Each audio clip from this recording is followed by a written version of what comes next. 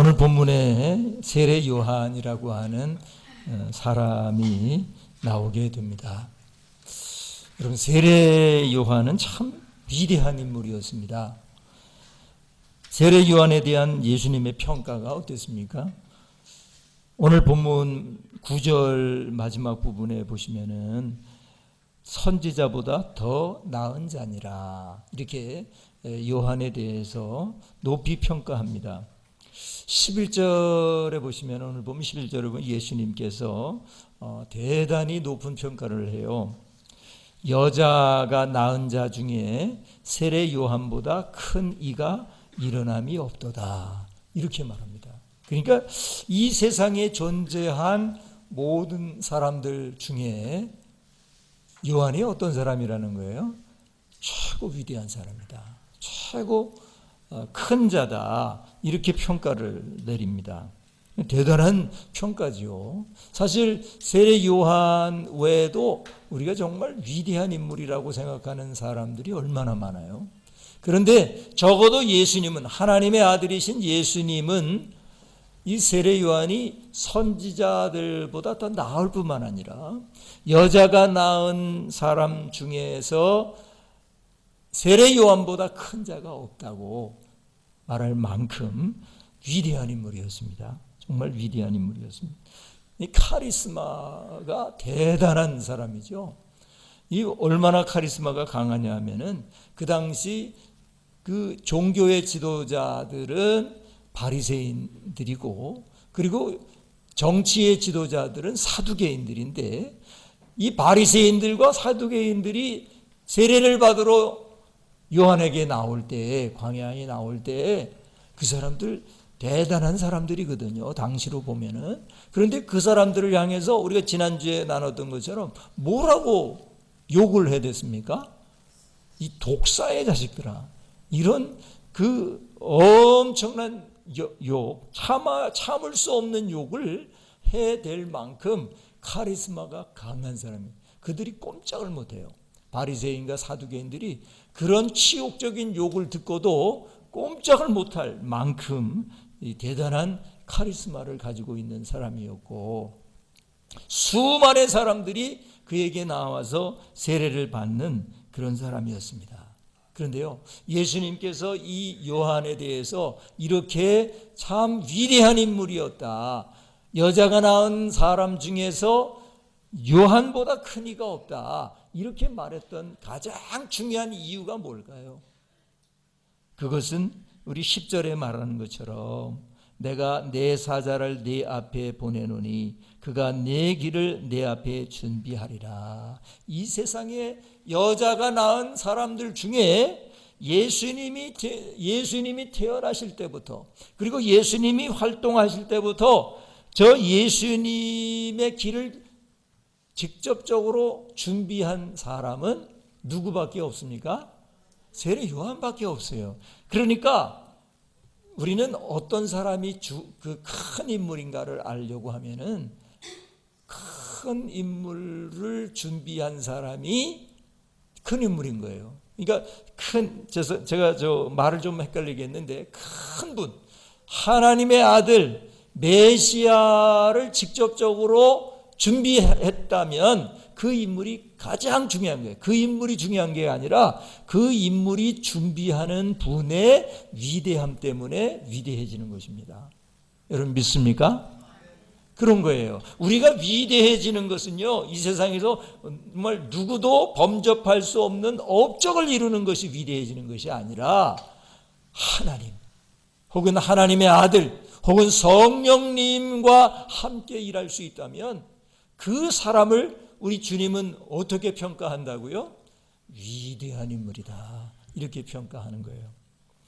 세례 요한을 예수님이 이렇게 자신의 그 하나님의 아들로서 메시아로서 오심을 예비하고 또 그 예수님을 위하여 외쳤기 때문에 그가 가장 위대한 인물이다, 큰 이였다, 이렇게 평가를 해 주었단 말이죠.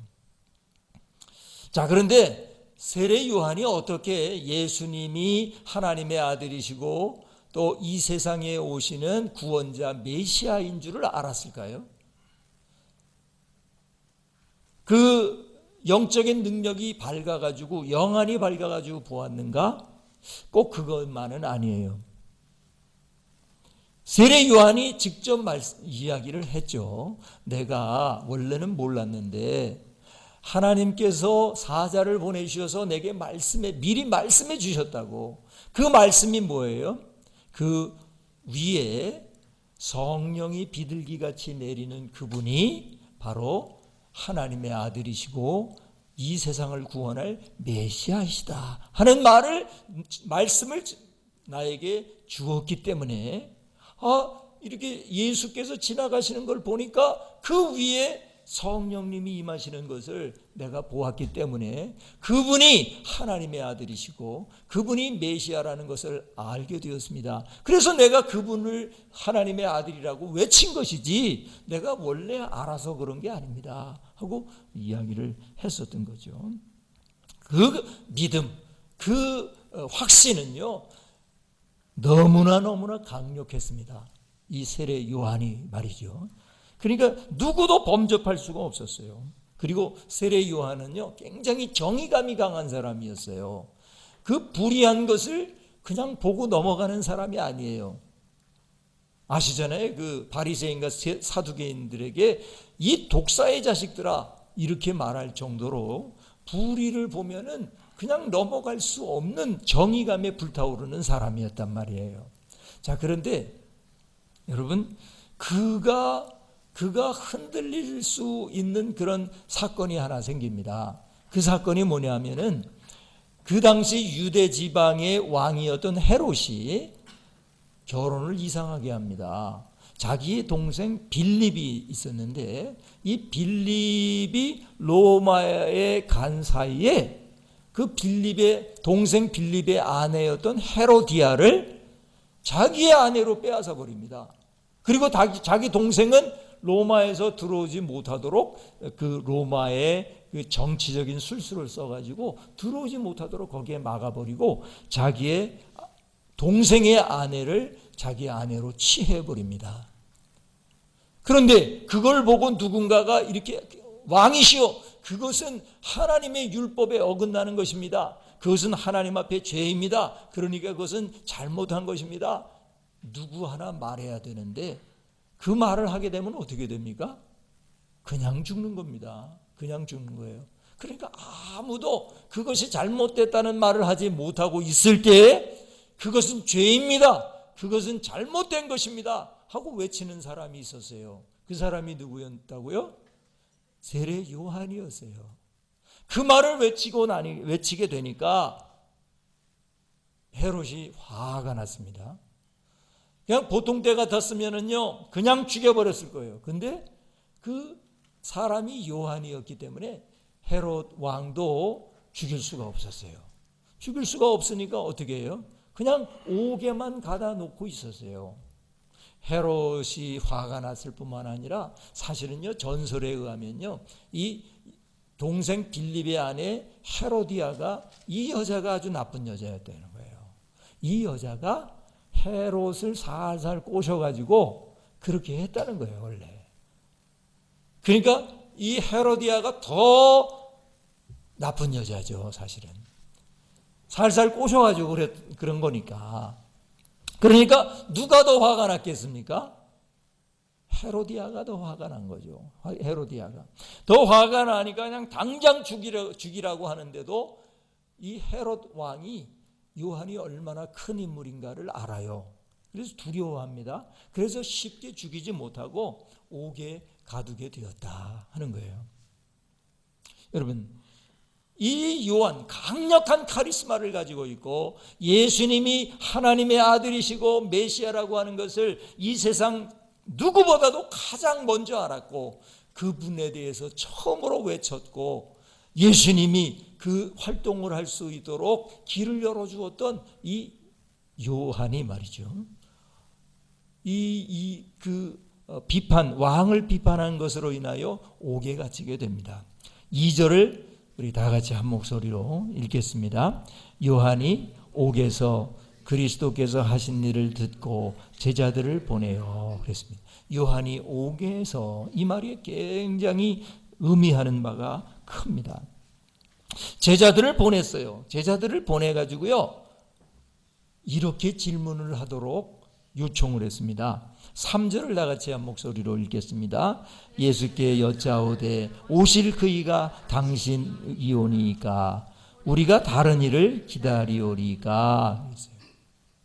이게 귀를 의심했어요. 귀를 의심했어요. 이게 요한이 정말로 예수님에게 했던 질문일까? 귀를 의심하게 된다고요. 요한이 예수님에게 자기 제자들을 보내서 오실 그이가, 오실 메시아가 당신이오니까? 아니면 우리가 다른 일을 기다리오리까? 여러분, 이 말을 들었을 때 예수님의 마음이 어땠을까요? 기뻤을까요? 슬펐을까요? 슬펐을 거예요. 답답했을 겁니다. 섭섭했을 겁니다. 아니, 다른 사람은 몰라도 저분이 하나님의 아들 메시아입니다 라고 제일 처음에 외쳐주었던, 예수님의 길을 준비했던 요한이 이런 질문을 한다는 것이 정말 이해가 되지 않아요. 오실 그이가 당신이오니까 우리가 다른 일을 기다리리까. 여러분, 이 얼마나 예수님이 기분이 나빴을까요? 예수님의 마음이 얼마나 섭섭했을까요? 여러분, 만약에요, 우리 아이들이 셋이 있는데 우리 아이들 중에 하나가 저에게 찾아와 가지고, 아빠는 정말 저의 친아빠가 맞아요? 이렇게 물어본다면 제 마음이 어떻겠습니까? 되게 기분이 나쁘겠죠. 섭섭하겠죠. 그럼 제가 어떻게 대답할까요? 야, 이놈아, 네 얼굴을 봐라. 네 얼굴을. 응? 네 얼굴을 보면 모르겠냐? 우리 애들은 대체로 저를 좀 닮았습니다. 제일 닮은 애가 둘째 애가 제일 닮은 것 같아요. 그래서 그런 말을 했었어요. 이 둘째 딸은 김규종 목사님의 여자 버전이다. 여자 버전. 이런 말 정도로 좀. 그런데 이놈들이 와가지고 아빠가 저의 친아빠가 맞아요? 이런 질문을 하면 제가 얼마나 속이 터지겠습니까? 예수님의 마음이 그랬어요. 예수님의 마음이 그랬을 거예요. 오실 그이가 당신이오니까 우리가 다른 일을 기다려야 합니까? 기다리는데 지쳤습니다. 혹시 우리가 잘못 기다리는 건 아니에요? 다른 오실 리가 또 있는데 우리가 잘못 기다리는 건 아니에요? 이런 질문이니까 이게 얼마나 예수님의 마음을 아프게 하는 질문이었을까요? 요한이 왜 이렇게 됐습니까? 그렇게 강력한 사람이, 카리스마도 대단하고 확신도 대단하고 자기의 생명을 언제든지 버릴 수 있는 그런 사람이 어떻게 이렇게 될 수 있었을까요? 한편으로는 위로가 되지 않습니까? 여자가 낳은 자 중에서 가장 큰 일하고 큰 자라고 할 칭찬을 받을 평가를 받았던 사람이 이럴 수 있다면 우리도 얼마든지 그럴 수 있는 가능성이 있다는 사실을 우리가 기억해야 합니다. 나는 절대로 의심 안 해. 나는 절대로 침체에 빠지지 않아. 나는 절대로 회의를 느끼지 않아. 이렇게 말하는 사람은요, 인생을 모르는 거예요. 사람을 모르는 거예요. 사람은요, 믿음이 흔들릴 수 있다는 거예요. 있어요. 누구든지 그럴 수 있다고요. 요한이 그랬어요. 여러분, 요한이 왜 그랬을까요? 요한이 왜 그렇게 강력했던 여자 중에 가장 큰 자라고 하는 평가를 듣는 그 요한이 왜 이렇게 회의하는 사람, 의심하는 사람, 흔들리는 사람이 되었을까요? 그것은요, 그가 옥에 갇혀 있는 환경 때문이에요. 옥에 갇혔어요. 이 사람은 자유로운 사람이거든요. 자유로운 영혼이에요. 자기가 먹고 싶은 거 먹어요. 그 먹는 거래 봐야 메뚜기하고 석청 이런 거지만 정말 먹고 싶은 대로 먹으니까 자유롭습니다. 자기가 하고 싶은 말 다 해요. 독사의 자식들아, 이런 말도 그냥 할 수 있는 만큼 다 해요. 자유로운 영혼이에요. 그가 하는 일은 뭐냐면 바로 예수가 우리가 기다리는 메시아라고 하는 것을 계속해서 외치는 거란 말이에요. 근데 옥에 갇혀버렸어요. 옥에 갇혀버렸어요. 답답해요. 희망이 보이질 않아요. 곧 죽을 것만 같아요. 왜냐하면 헤롯과 헤로디아가 자기를 어떻게 하면 죽일까 이런 것만 연구하는 것 같으니까요. 희망이 사라집니다. 옥에서 갇혀 있으니까 점점 희망이 사라져요. 여러분, 희망을 잃어버린 사람은 절대로 기다릴 수 없습니다. 기다림에 지치게 됩니다. 사랑하는 여러분, 저와 여러분이 이 환경 때문에 희망을 놓치는 사람이 되지 않게 되기를 주님의 이름으로 축원합니다. 할렐루야. 존 버년의 철로 역정에 보시면은 이런 부분이 나와요. 크리스찬이라는 사람과 희망이라는 사람이 있었는데 그들이 있는 곳에서 멀지 않는 장소에 의심의 성이라고 불리는 성이 있었습니다. 무슨 성이요? 의심의 성. 그 의심의 성의 주인은 절망이라는 거인이었습니다. 그 거인은 다음날 아침 그들을 찾아내어서 매우 어두운 토굴에 감금을 시켰습니다. 그들은 거기서 수요일부터 토요일까지 아무것도 먹지 못한 채 지내야 했습니다. 목요일 날 아침 이 절망이라는 거인은 그들에게 돌아와서 그들이 더 이상 움직일 수 없을 정도로 그들을 흠씬 두들겨 팼습니다. 다음 날 아침 그가 다시 와서는 여기서는 도저히 살아남을 수 없을 것이니 차라리 자살하는 게 어떻겠느냐고 충고까지 하였습니다. 그 절망이라는 거인이 돌아가자 크리스찬이 울부짖습니다. 이런 식으로 사는 게 옳은지 아니면 죽는 게 옳은지 나로서는 도저히 알 수가 없어. 내 영혼은 이미 삶보다는 죽음을 선택하는 쪽으로 기울고 있어 하고 괴로워합니다. 그러자 그 옆에 있었던 희망이라는 사람이 그를 위로하고 참을 수 있도록 용기를 주었습니다.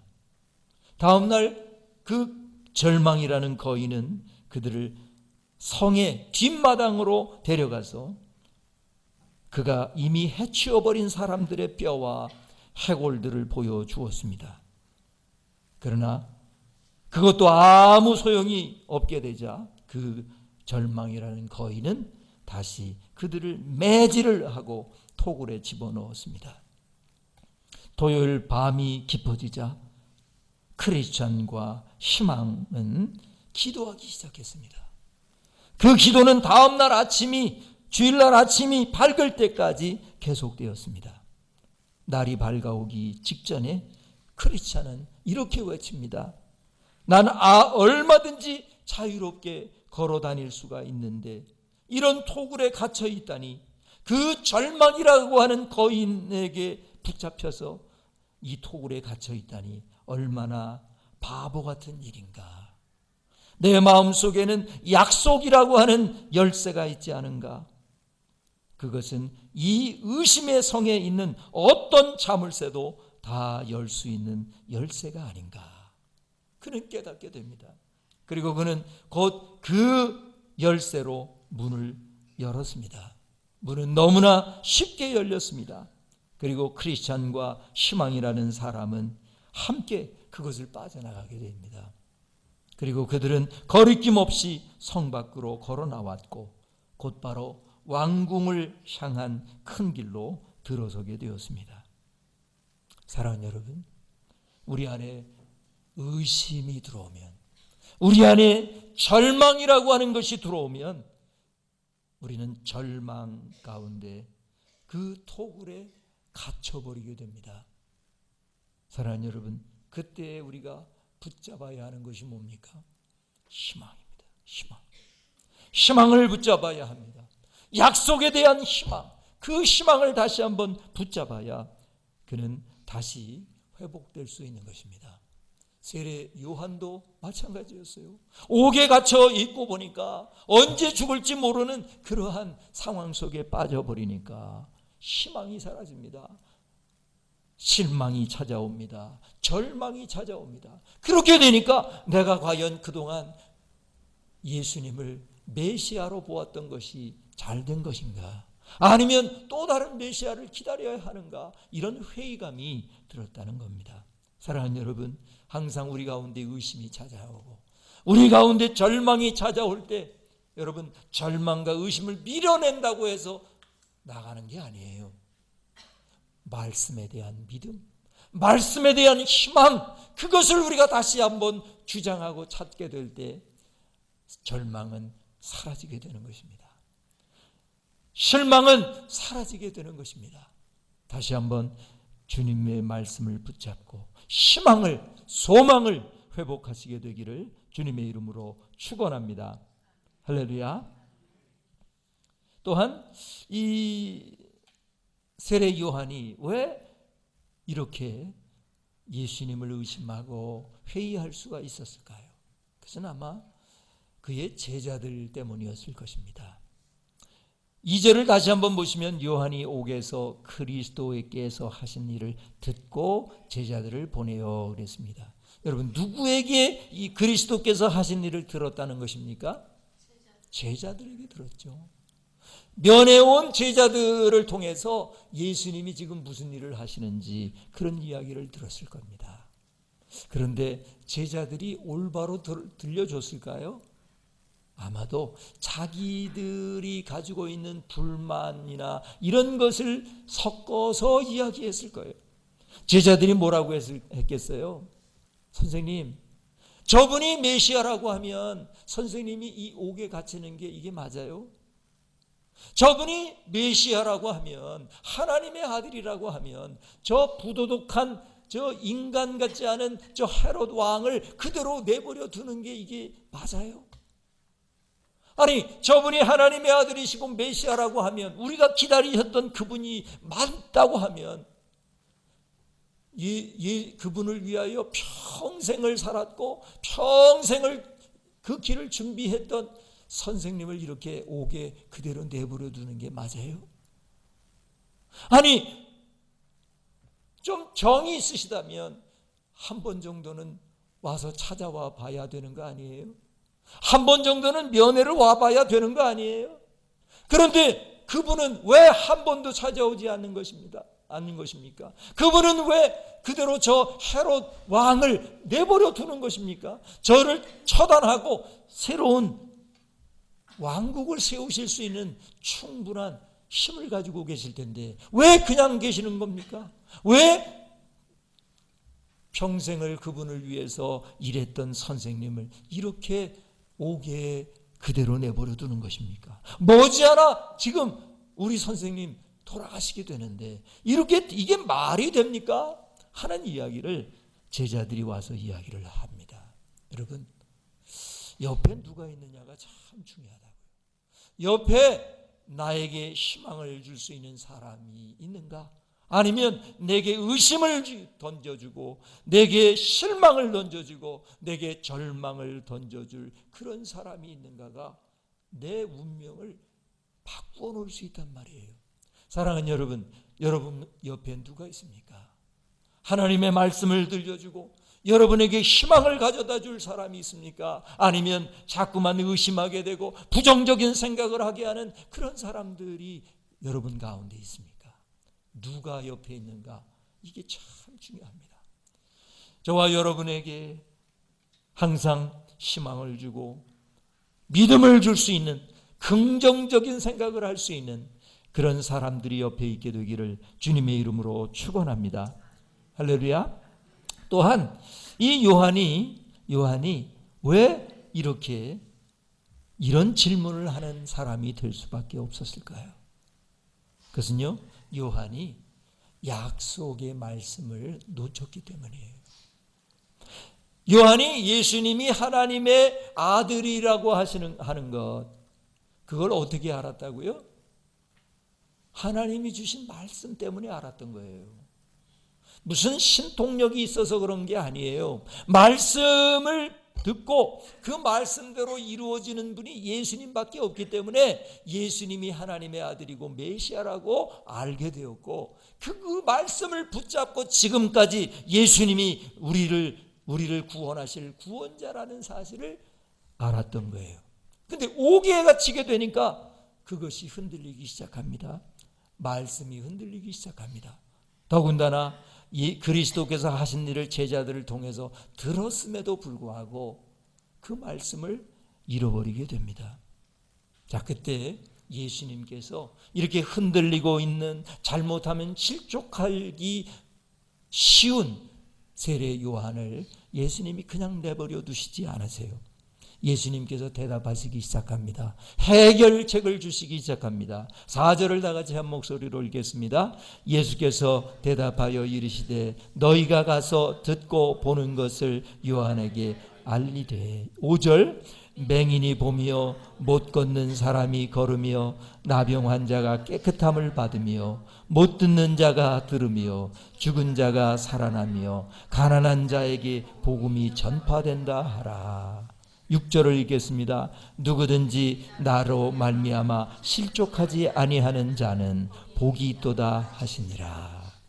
자, 맹인이 보고 이런 일들 지금 요한이 알아요, 몰라요? 들었어요, 안 들었어요? 들었어요. 제자들을 통해서 들었다는 거예요. 2절을 보면 옥에서 그리스도께서 하신 일을 듣고 들었는데도 불구하고 제자들을 보내서 오실 그이가 당신이오니까 하고 질문을 했다는 거예요. 그런데 예수님이 또 다른 것, 그래, 내가 너희들이 기다리는 메시아야, 이렇게 친절하게 얘기해 주시지 아니하고 뭐라고 말해요?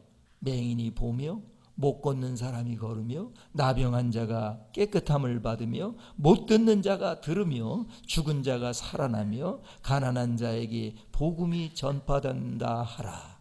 여러분, 이 말씀은 어디에 나오는 말씀일까요? 이사야 61장 1절 이하에 나오는 말씀이에요. 앞으로 메시아가 찾아올 텐데, 메시아가 탄생하게 될 텐데, 그 메시아가 누군지를 알려고 하면 이런 일을 하는 분이 메시아다 하고 이사야 선지자가 61장 1절 이하에 이미 말해준 거예요. 맹인이 보며 못 걷는 사람이 들으며 나병한 자가 깨끗함을 받으며 못 듣는 자가 들으며 죽은 자가 살아나며 가난한 자에게 복음이 전파된다 하라. 여러분, 이러한 일을 행하면은요, 세례 요한이 어떤 말씀을 기억했어야 해요? 이사야서 61장 말씀을 기억해야만 하죠. 세례 요한이 이 구약 성경을 알았을까요? 뭘 알았을까요? 아는 정도가 아니고요, 외웠을 거예요. 세례 요한은요. 세례 요한은 이 구약을 딸딸딸딸 외우고 있는 사람이고요. 더군다나 이 이사야서 61장의 말씀은 메시아에 관한 말씀이잖아요. 그러니까 세례 요한이 늘 딸딸딸딸 외우던 말씀이에요. 그러면 그 말씀이 실현되고 있다는 것을 보면은 뭘 생각해야 돼요? 이야, 이사야서 61장의 말씀이 실현되었구나. 야, 저분이 메시아 맞구나. 저분이 하나님의 보내신 아들이 맞구나 하는 것을 생각해야 돼요? 안 해야 돼요? 생각해야 되죠. 그럼 정상이라면. 근데 왜 못하는 거예요? 왜 제자들을 또 따로 보내서 이런 질문을 하게 하는가요? 말씀에 대한 믿음을 잃어버렸기 때문이에요. 말씀에 대한 믿음이 흔들리게 되니까 이러한 저 지경으로 가게 되었다, 그 말이에요. 사랑하는 여러분, 예수님이 지금 말하는 거예요. 내가 너에게 다른 소리를 할 게 아니야. 내가 메시아라구나, 메시아다, 이렇게 구차한 변명을 할 필요가 없어. 이 제자들이 보고 들은 거 있잖아. 그거 너에게 가서 얘기하면 돼.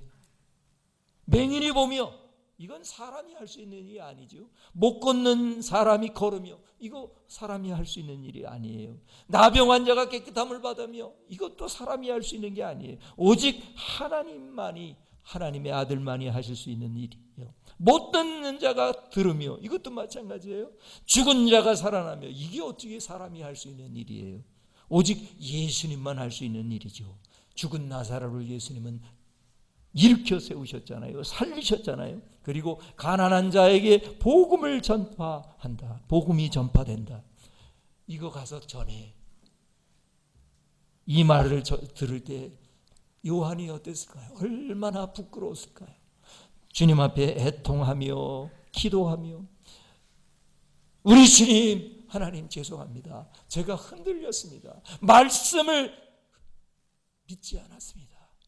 용서해 주세요 하고 눈물을 흘리면서 다시 한번 그가 은혜를 받았을 것이고, 특별히 예수님이 말씀하셨던 6절의 말씀을 통해서 그가 힘을 얻었을 거예요. 누구든지 나로 말미암아 실족하지 아니하는 자는 복이 있도다. 할렐루야. 이건 뭐예요? 가서 제자들이 이 말도 전했겠죠. 요한아, 나 때문에 실족하면 안 돼. 나 때문에 실족하지 아니하는 자는 복이 있는 거야. 네가 혹시 여기서 죽을지도 몰라. 그러나 그 죽는다 하더라도 나로 말미암아 실족하지 말거라. 계속해서 네가 가졌던 믿음 지키거라. 그러면 너에게 복이 될 거야. 이 말씀을 요한이 들었을 때 눈물을 흘리면서 감사했을 것입니다. 내 인생은 헛되지 않았구나. 나는 잘 살았구나 하는 것을 그는 깨닫게 되면서 다시 한번 새 힘을 얻고, 그가 나중에 그 이후에 헤로디아의 계교로 인해서 목베임을 받고 죽었잖아요. 그러나 저는 그 순간도 예수님이 말씀해 주셨던 그 말씀, 누구든지 나로 말미암아 실족하지 않은 자는 복이 있도다. 이 말씀을 생각하며 그 말씀을 붙잡으면서 그는 기꺼이 죽음을 선택했을 것입니다. 저 하나님의 나라를 바라보면서 그는 감사하면서 순교할 수 있었을 것입니다. 사랑하는 여러분, 기억하십시오. 요한도 이랬다면 우리도 그럴 수 있어요. 옥에 갇히는 그 환경 때문에 이 요한은 희망을 잃어버리고 절망할 때, 또 옆에서 사람들이 부정적인 이야기를 할 때 흔들릴 수 있어요. 그리고 그렇게 굳게 잡았던 말씀에 대한 믿음이 흔들릴 때 우리는 회의할 수 있고요, 침체에 빠질 수 있어요. 그러나 그럴 때 다시 한번 일어나는 유일한 방법이 무엇입니까? 다시 한번 하나님을 바라보는 것입니다. 다시 한번 주님의 말씀을 붙잡는 것입니다. 주님의 말씀에 대한 믿음과 그 말씀에 대한 소망과 희망을 다시 한번 가질 때 우리는 다시 한번 일어나는 것입니다. 다시 한번 침체가 아니라 열정을 가지고 살아갈 수 있는 사람이 될 줄로 믿습니다. 저와 여러분이 침체가 아니라, 의심이 아니라, 회의가 아니라 확신과 믿음과 희망과 긍정적인 사고를 가지고 사실 수 있게 되기를 주님의 이름으로 축원합니다. 기도하시겠습니다. 오 하나님 아버지, 감사합니다. 오늘도 저희들에게 말씀하여 주심을 감사드립니다. 하나님 아버지, 우리는 세례 요한보다 훨씬 못한 사람들입니다. 그렇기 때문에 아주 작은 일에도 실망하고 흔들릴 수 있습니다. 그럴 수 있습니다. 그러나 그럴더라도 다시 한번 하나님의 말씀을 통하여 소망을 갖고 믿음을 회복할 수 있게 하여 주시옵소서. 누구든지 나로 말미암아 실족하지 아니하는 자는 복이 있도다 말씀하시는 우리 주님의 말씀을 굳게 붙잡게 하여 주시고, 실족하기는커녕 예수님으로 인하여 기뻐하고 예수님으로 인하여 소망을 가지고 예수님을 인하여 믿음을 가질 수 있는 저희들이 다 될 수 있도록, 그래서 복된 사람들이 다 될 수 있도록 역사하여 주시옵소서. 이 모든 말씀 예수님의 이름으로 간절히 기도드리옵나이다. 아멘.